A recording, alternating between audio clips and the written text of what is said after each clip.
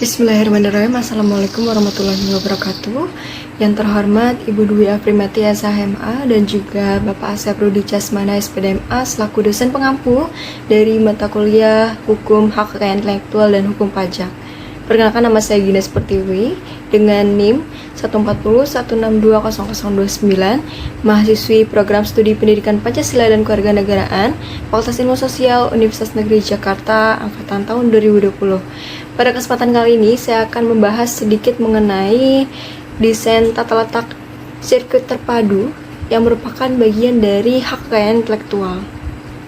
Nah, ada pun beberapa pembahasan yang akan saya sampaikan dalam video presentasi ini. Yang pertama adalah definisi dan alasan dilindunginya desain sirkuit terpadu ini. Lalu kemudian ada jenis dan contoh produk DTLST, lalu kemudian ada dasar hukum, syarat perlindungan, lalu kemudian ada subjek atau subjek dan hak eksklusif pemegang hak DTLST, lalu kemudian jangka waktu perlindungan dan pengalihan, dan serta upaya penyelesaian sengketa.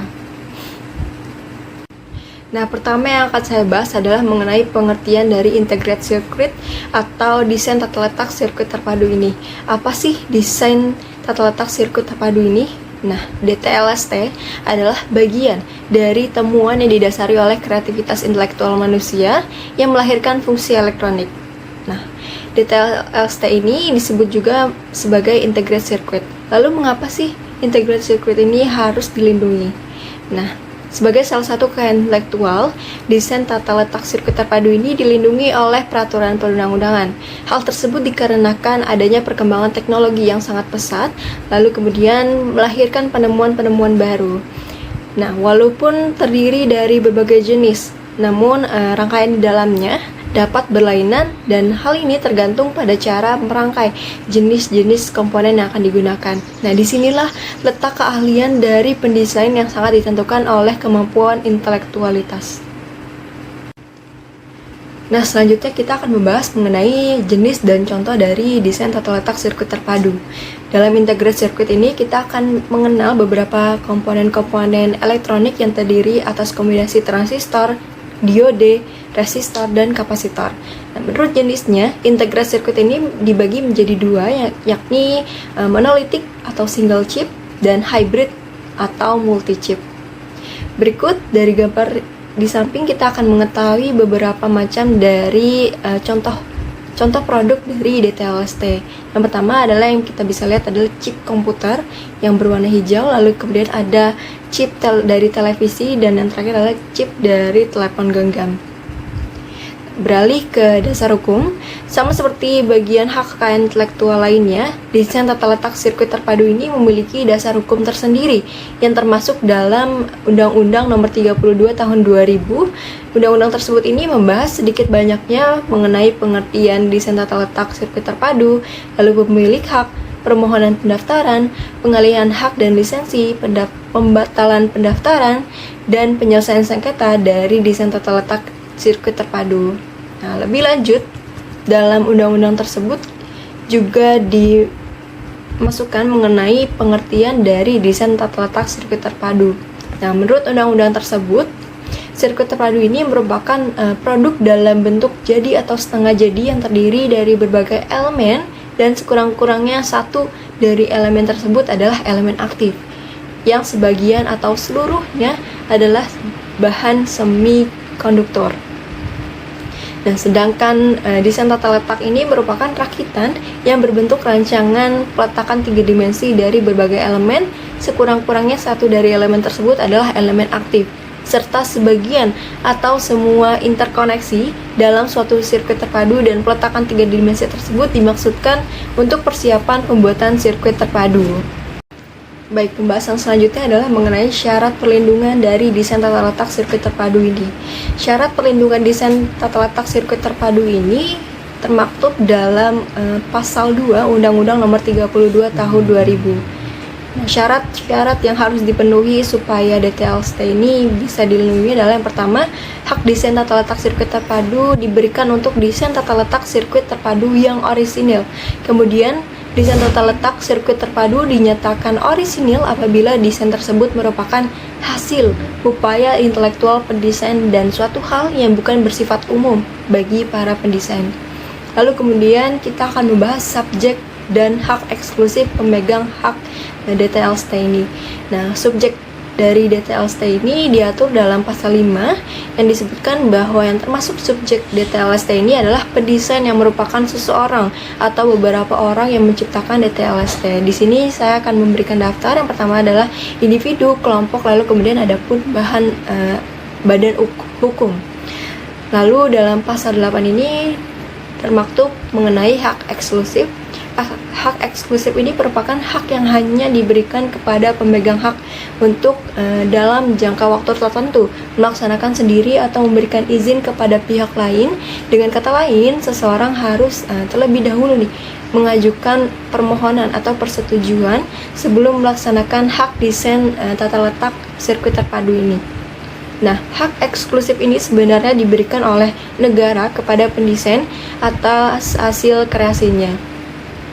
Pemegang hak memiliki hak istimewa untuk melaksanakan hak DTLST ini, yang mana hak yang dimilikinya dan untuk melarang orang lain yang tanpa persetujuannya membuat, memakai, menjual, mengimpor, mengekspor atau bahkan mendistribusikan barang yang memang memiliki unsur seluruh atau sebagian yang telah diberikan hak DTLST ini.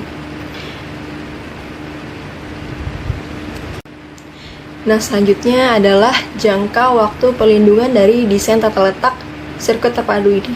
Dalam pasal 4 dijelaskan bahwa perlindungan terhadap hak DTLST diberikan kepada pemegang hak sejak pertama kali desain tersebut dieksploitasi secara komersil dimanapun atau sejak tanggal penerimaan. Selain itu, dalam hal DTLST telah dieksploitasi secara komersil, permohonan harus diajukan paling lama 2 tahun sejak tanggal pertama kali dieksploitasi. Nah, apabila waktu perlindungan sudah selesai, jangka waktu tersebut sayangnya tidak dapat diperpanjang lagi dan akibatnya adalah desain tersebut menjadi milik umum atau public domain. Untuk itu, perlindungan diberikan selama 10 tahun. 10 tahun ini terkesan singkat, namun 10 tahun ini dianggap cukup memadai begitu. Tanggal mulai berlakunya jangka waktu perlindungan kemudian dicatat dalam daftar umum desain tata letak sirkuit terpadu dan diumumkan dalam berita resmi desain tata letak sirkuit terpadu. Nah, apa sih daftar umum dan berita resmi desain tata letak sirkuit terpadu? Daftar umum ini merupakan sarana penghimpunan pendaftaran yang dilakukan dalam bidang DTLST yang memuat tentang nama pemegang hak, lalu kemudian jenis desain, tanggal diterimanya permohonan, tanggal pelaksanaan pendaftaran, dan keterangan lain mengenai pelaksanaan pendaftaran, dan yang terakhir adalah mungkin keterangan lain jika ada pengalihan hak.